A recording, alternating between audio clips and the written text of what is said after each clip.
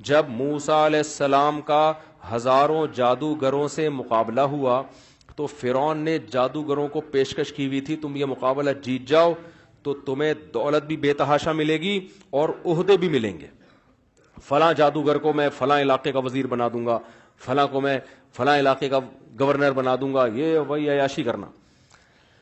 جادوگروں نے جب موسیٰ علیہ السلام سے مقابلہ کیا نا تو جادوگروں کو یقین آ گیا کہ یہ سچے پیغمبر ہیں، یہ کیا ہیں؟ یہ اللہ کے سچے پیغمبر ہیں۔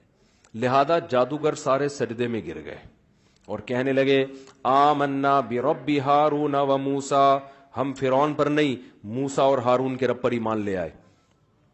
فرعون نے کیا کہا؟ یہ نورا کشتی تھی، تم دونوں پہلے سے ملے ہوئے تھے۔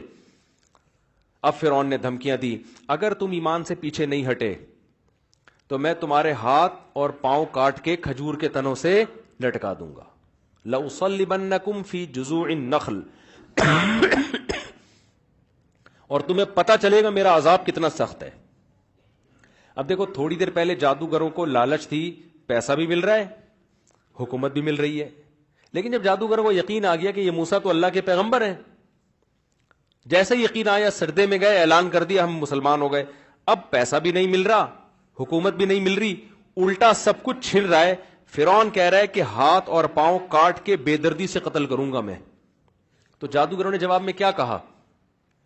جادوگر کہہ سکتے تھے کہ بھئی ہم سوچتے ہیں یار، آفر دونوں طرف سے آ رہی ہے، موسیٰ علیہ السلام کی طرف سے آفر یہ آ رہی ہے کہ تم نیک بن جاؤ گے، اللہ تمہارے گناہ کو معاف کر دے گا، اور ادھر سے آفر آ رہی ہے کہ کاٹ پیٹ کے برابر کر دے گا ہمیں۔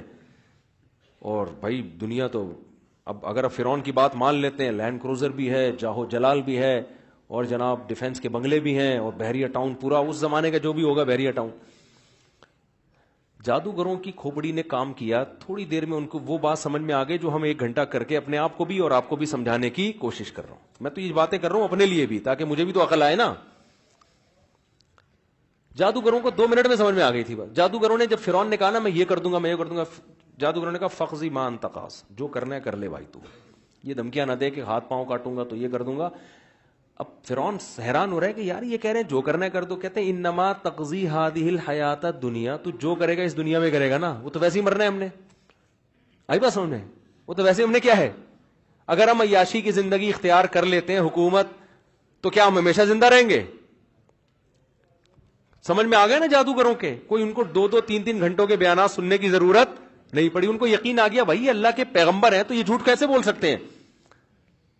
اور پھر انہوں نے کہا کہ تو جو کچھ دھمکیاں دے رہا ہے میں یہ کر دوں گا، اور اگر ہم تجھ پر ایمان لے آئیں تو اتنے کروڑوں روپے ہمیں دے دے گا، واللہ خیر وابقا۔ بس 2 جملے کہے جادوگروں نے، اور کہا آپ جو کرنا ہے کر لے۔ کہا کہ اللہ جو اجر دے گا وہ تیرے مقابلے میں زیادہ بھی ہوگا، اور تو جو اجر دے گا ختم بھی ہونے والا ہے، اور اللہ جو اجر دے گا وہ ختم بھی کبھی نہیں ہوگا۔ تو ہم بے وقوف ہیں کہ تیرے 2 ٹکوں پہ آخرت کو ہم قربان کر دیں۔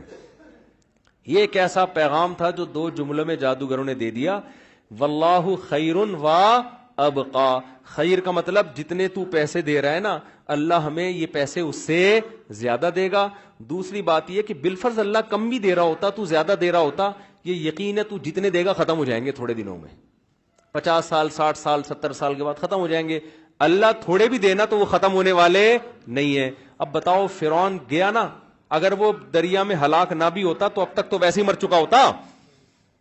اب فرعون سوچ رہا ہوگا نا کہ یار یہ صحیح کہہ رہے تھے کہ جو ان کو اللہ اجر دے گا وہ ہمیشہ رہے گا۔ اور پھر جادوگروں نے کہا انہ من یاتی ربہ مجرما، بات یہ کہ تو ہمیں آگ میں جلا دے گا نا، ابھی تو ہمارے ہاتھ پاؤں کاٹ کے لٹکا دے گا۔ بات یہ ہے، دیکھو انہو کہتے ہیں بات یہ ہے، فرعون ذرا میری بات غور سے سننا۔ ہم کہتے ہیں نا ایکچولی ذرا بات سمجھنے کی آپ کوشش کریں۔ یہ کہہ رہے ہوتے ہیں نا یار کائنڈلی ذرا تھوڑا ہلکا ہاتھ رکھیں سر، کائنڈلی 1-2 باتیں میں آپ سے ایکسکیوز میں سر کرنا چاہتا ہوں۔ بالکل یہ اسٹائل تھا جادوگروں کا۔ انہو، بات یہ ہے، فرعون ذرا جلد، ابھی ہاتھ پاؤں بعد میں کاٹ لینا، تھوڑی سی بات ہماری سن لو۔ بات یہ ہے من یاتی ربہ مجرما، جو قیامت کے دن مجرم بن کے خدا کے سامنے حاضر ہوا، فإن لہ نار جہنم، اس کے لیے تو جہنم کی آگ ہے۔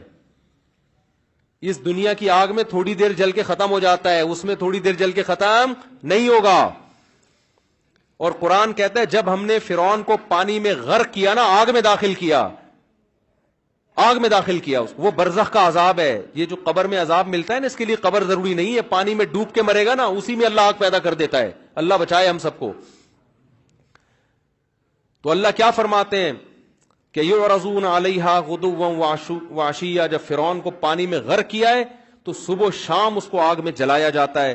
وَيَوْمَ تَقُومُ السَّاعَةُ، اور جس دن قیامت قائم ہوگی فرعون سے کہا جائے گا ادخلوا آل فرعون اشد العذاب، فرعون اور اس کے ماننے والوں کو اس سے بھی سخت ترین عذاب میں داخل کر دو. اور فرعون کی بھی ساری زندگی بات سمجھ میں نہیں آئی، جیسے ہماری سمجھ میں نہیں آ رہی ہے، پھر بھی ہم عیاشیوں میں لگے ہیں.